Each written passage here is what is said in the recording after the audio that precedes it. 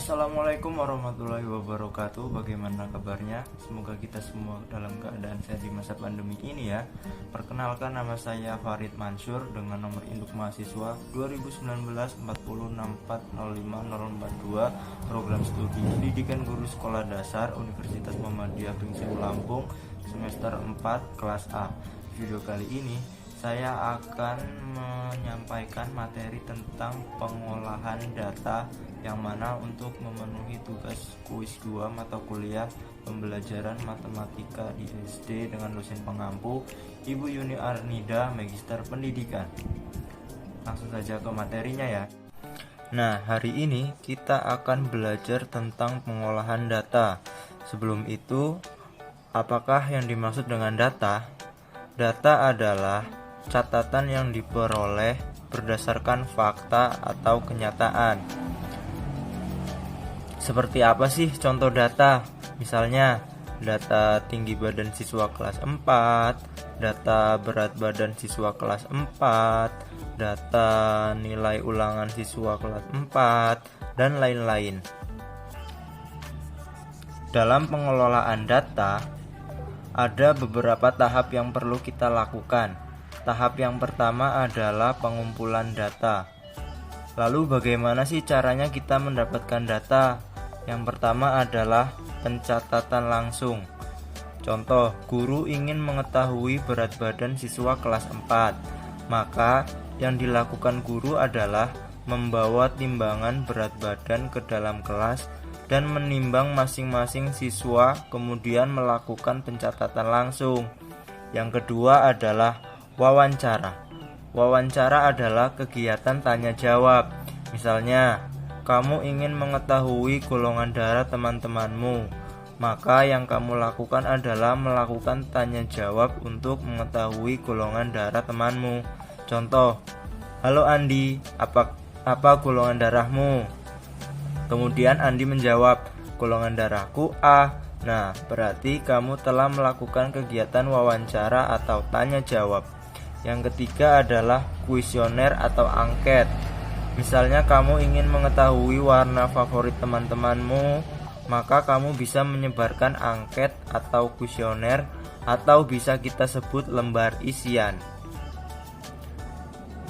Nah, selanjutnya kita berlanjut pada penyajian data. Fungsi dari penyajian data adalah untuk memudahkan dalam membaca dan menafsirkan data. Nah, data bisa disajikan dalam bentuk tabel dan diagram. Nah, diagram di sini bisa diagram batang, diagram lingkaran, diagram gambar. Nah, selanjutnya adalah menyajikan dan membaca data. Yang pertama adalah tabel. Nah, di sini ada data hasil ulangan matematika siswa kelas 4 adalah sebagai berikut, yaitu 7, 6, 9, 5, 10, 6 dan seterusnya. Nah, di sini kita akan memasukkan data ini ke dalam data tabel, yang mana terdiri dari nilai, turis, dan banyak siswa. Nah, terus di sini untuk memudahkan dalam memasukkan data, caranya adalah setiap angka dimasukkan kita coret dan kita tulis 1 di sini. Contoh, sebelum itu kita urutkan dulu dari data yang terkecil. Kita cari. Nah, data yang terkecil adalah 5. Nah, kita tulis angka 5. Kemudian kita coret 1, kita tulis 1. Kita coret 1 lagi, tulis 1, coret 1 lagi, tulis 1, coret 1 lagi, tulis 1. Nah, jumlahnya adalah 4. Kita tulis 4. Yang kedua adalah 6.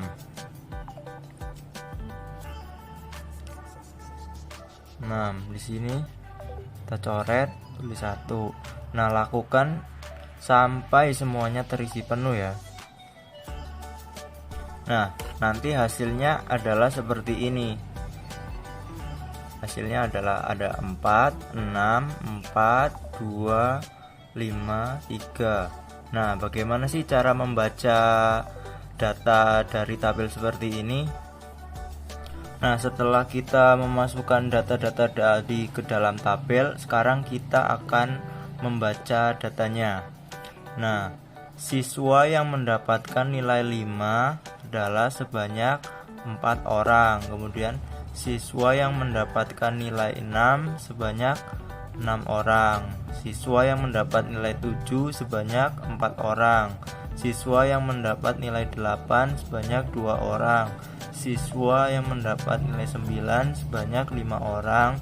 Siswa yang mendapat nilai 10 sebanyak 3 orang. Nah, kemudian jumlah siswa seluruh kelas 4 adalah dengan menjumlahkan banyak siswa, 4 ditambah 6 ditambah 4 ditambah 2 ditambah 5 ditambah 3, hasilnya adalah 24. Nah, sedangkan untuk menafsirkan data, nilai terendah adalah 5. Nilai matematika kelas 4 yang paling rendah adalah nilai 5. Dan nilai yang paling tinggi didapat adalah nilai 10. Nah, kemudian nilai yang paling banyak diperoleh adalah nilai 6, yaitu sebanyak 6 orang siswa. Kemudian nilai yang paling sedikit diperoleh oleh siswa adalah nilai 8, sebanyak 2 orang siswa. Nah, begitu caranya membaca data tabel. Nah, yang selanjutnya adalah penyajian data dalam bentuk diagram batang. Nah, sebelumnya kita memperoleh data dalam bentuk tabel, yang mana nanti kita akan masukkan menjadi diagram batang.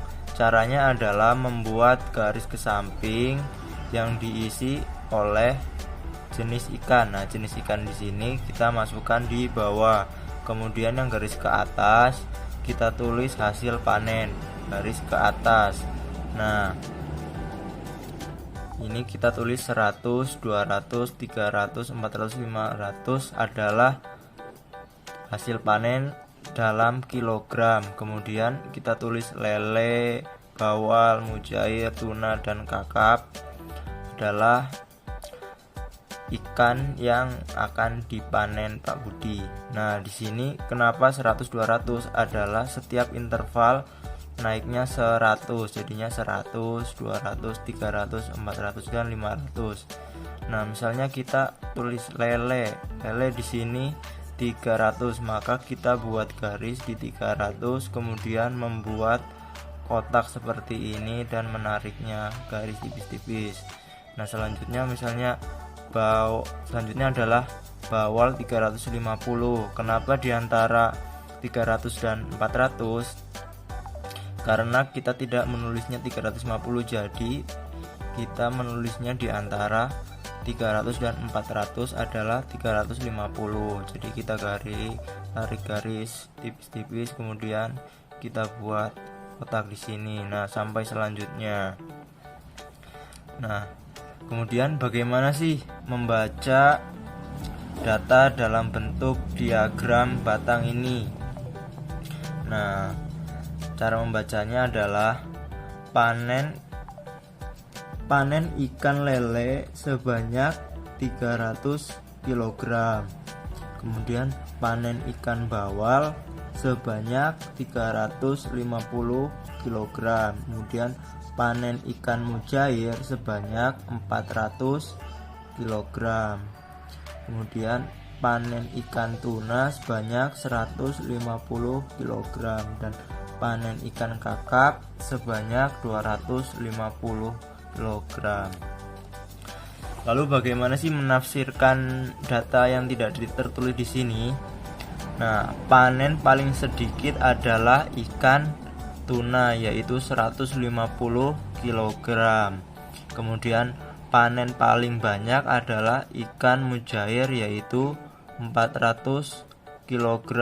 Nah, kemudian jumlah seluruh ikan yang dipanen adalah 1450 kg. Kemudian selisih panen antara ikan tuna dan kakap adalah 100 kg, yang mana ikan tuna 250 kg dikurang ikan tuna 150 kg yang hasilnya adalah 100 kg. Nah, yang selanjutnya kita akan belajar mean, median, dan modus. Mean adalah nilai rata-rata, median adalah nilai tengah, modus adalah nilai yang paling sering muncul. Nah, untuk lebih memahami mean, median, dan modus, kita akan mengerjakan soal sebagai berikut. Nilai matematika siswa kelas 4 SD Ceria adalah 7, 8, 8, 7, 9, 10, 7, 8, 7, 9. Nah, berapa sih mean atau nilai rata-rata dari nilai matematika siswa kelas 4 SD Ceria ini? Nah, caranya kita menjumlahkan seluruh data dibagi banyak data. Jumlah data adalah 7 ditambah 8 ditambah 8 ditambah 7. Untuk lebih mudah seperti ini. 7 ada berapa? Ada 1, 2, 3, 4. Jadi 4 dikali 7 ditambah 8 ada berapa? 1, 2, 3. 3 dikali 8 ditambah 9 ada berapa? 1, 2, 9 ditambah 10. Hasilnya adalah 28 ditambah 24 ditambah 18 ditambah 10. Hasilnya adalah 80. Nah, sedangkan banyak data ada 1, 2, 3, 4, 5, 6, 7, 8, 9, 10. Jadi untuk meannya adalah 80 dibagi 10 sama dengan 8. Nah, jadi nilai rata-rata dari siswa kelas 4 pelajaran matematika SD Ceria adalah 8. Nah, selanjutnya kita akan mengerjakan median atau nilai tengah. Nah, untuk mengerjakan ini kita urutkan terlebih dahulu dari nilai yang terkecil sampai nilai yang terbesar. Dari 7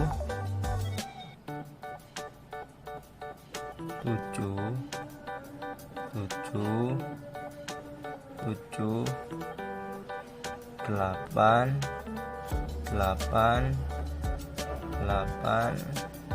9 10.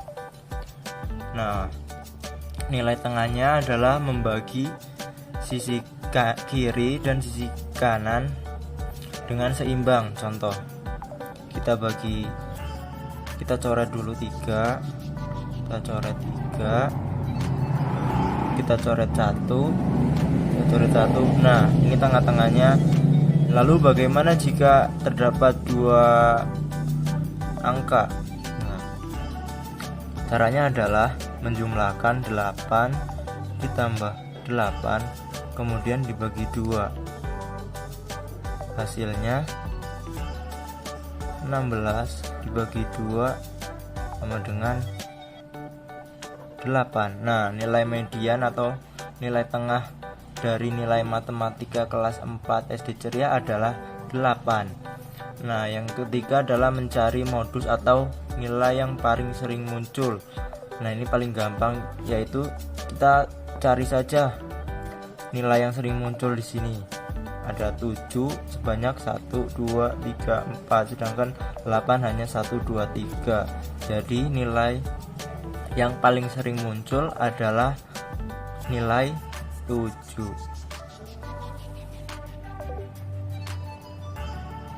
Nah, demikianlah penjelasan materi tentang pengolahan data. Apabila ada kesalahan, saya mohon maaf. Saya akhiri. Wassalamualaikum warahmatullahi wabarakatuh.